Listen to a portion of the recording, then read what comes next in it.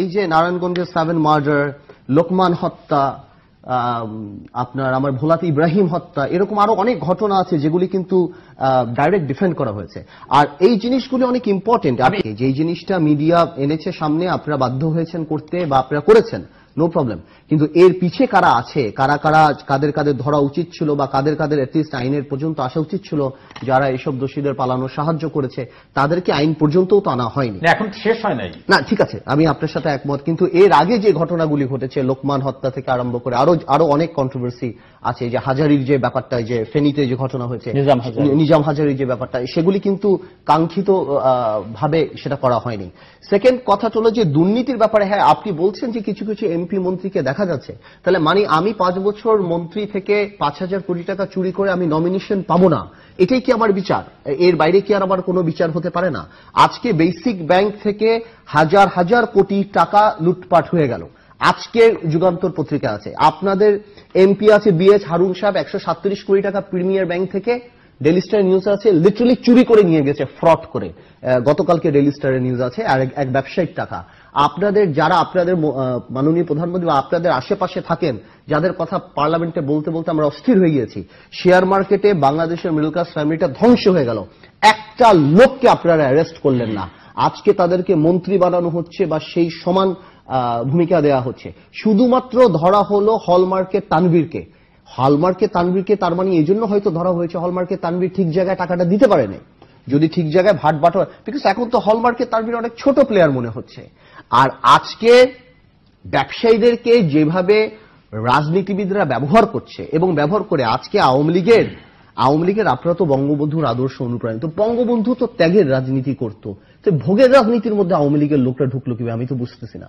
আপনি আমাকে একটা কথা বলেন, আজকে আমি এতটুকুই জানতে চাই যে এই যে লোকগুলি, আপনি আমাদের সময় যারা দুর্নীতি করেছে তাদের বিচার আপনারা করেন নাই কেন? আমি এই প্রশ্নটা আপনাদের কাছে জানতে চাই যে বিএনপি 2001 সাল থেকে 2007 সাল যে ক্যাবিনেটে ছিল, বিএনপিতে কি দুর্নীতিবাজ মন্ত্রী ছিল না? তো তাদের বিচারটা আজকে আপনারা করছেন না কেন? একটা মন্ত্রী মিনিস্টারের বিচার দেখাতে পারবেন যে আপনারা কমপ্লিট করেছেন? সেটা কিন্তু আপনারা করেন নাই। এবং শুধু সেটা করেন না, কেউই করে না সেটা করে, এক্স্যাক্টলি বিএনপিও করে না সেটা। আমি তো সেটাই বলছি, আমাদের তো একটা সিস্টেম ডেভেলপ করতে হবে যে দুর্নীতিবাজ বা চোররা, এদের কতখানি ক্ষতি হচ্ছে। এই যে আমি আপনি বসে নাম নিয়ে সমালোচনা করছি, এতটুকুই তাদের ক্ষতি হচ্ছে, এর বাইরে তাদের কোনো ক্ষতি হচ্ছে না। যাদের হলফনামাতে 2 টাকার মালিক ছিল না, তারা নিজেরা ডিক্লেয়ার করেছে। আমি আজকে এখন অনেক নাম নিতে গেলে আপনি বিব্রত বোধ করবেন। আপনার কি মনে হয় যাদের হলফনামাতে পেপারে যত বড় বড় করে ছবি আসছে, সবাইকে কি দুদকের নোটিশ দেওয়া হয়েছে? হয়নি। এই বদি তো এমনি মরা, বদিকে নোটিশ দিয়েছেন, রুল হককে পিক আপ করেছেন, 2-4 জনকে আপনারা পিক আপ করে আপনারা বিচার দেখাচ্ছেন যে একটা শ্যাডো বিচার হচ্ছে। কিন্তু যারা আগে করাপশন করেছে, এখনো যারা করাপশন করছে, তারা তো করেই যাচ্ছে। আমার প্রশ্ন হলো এটা, ভোট রাজনৈতিক দল, আওয়ামী লীগ অনেক আগের দল। আমরা চাই, মাননীয় প্রধানমন্ত্রী এক জায়গায় বলেছে যে আওয়ামী লীগ হলো হীরার খণ্ড, যত কাটবেন একটা একটা করে বের হবে, কয়েকদিন আগে বলেছে। আমরা সেটা বিশ্বাস করতে চাই। আওয়ামী লীগ এত আগের রাজনৈতিক দল, আমরা আওয়ামী লীগের বিরুদ্ধে রাজনীতি করি, ডেডিকেটেডলি করি আমরা গণতান্ত্রিক অবস্থানে। তো এই হীরার খণ্ডগুলি থেকে তো আমরা চাই পলিটিক্যাল নেতা বার হোক। এই হীরার খণ্ড থেকে যদি শামীম ওসমান বাড়ায়, হাজারি বের হয়, তারপর আপনার শেয়ার মার্কেট বের হয়, তারপর আপনার এই রানা প্লাজার রানা বের হয়, তাহলে তো you are not doing justice to Awami League.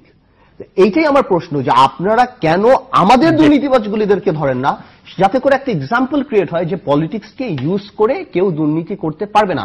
একটা কথা বলে, এই যে বেসিক ব্যাংকের যে লোকটা, আমি 1.5-2 বছর আগে পার্লামেন্টে দাঁড়িয়ে বলেছি, তিনি তার নিজেকে শেখ বাচ্চু ডিক্লেয়ার করেন, এটা বলেন। সেই সময় কিন্তু কিছুই করা হয়নি। 1.5 বছর পর ব্যাংককে ধ্বংস করে, বাংলাদেশে ব্যাংকের 14-16% ইন্টারেস্ট। কিভাবে একটা ব্যাংক, বিদেশে একটা ব্যাংকে 2% ইন্টারেস্ট থাকে, 3% ইন্টারেস্ট থাকে, তারা হেজ ফান্ডিং করে, এইটা করে সেটা করে। বাংলাদেশে তো ব্যাংকের মালিকরা ঘরে বসে বসে পয়সা কামাই করবে, কিন্তু এখানেও তারা ফিকটিশিয়াস অ্যাকাউন্ট করে তারা এই টাকাগুলো করছে। তো এদের বিচার কি আমরা দেখতে চাই না? আমরা দেখতে চাই। আমরা এই কারণে দেখতে চাই, বিকজ আমরা চাই আগামীতে যদি কেউ ক্ষমতায় আসে, আমরাও যদি ক্ষমতায় আসি, তাহলে আমাদের নেতারাও এগুলি করবে না, যাতে করে এক্সাম্পলটা ক্রিয়েট হয়। এটা বাংলাদেশের জন্য কথা, কোনো ব্যক্তির জন্য কথা না।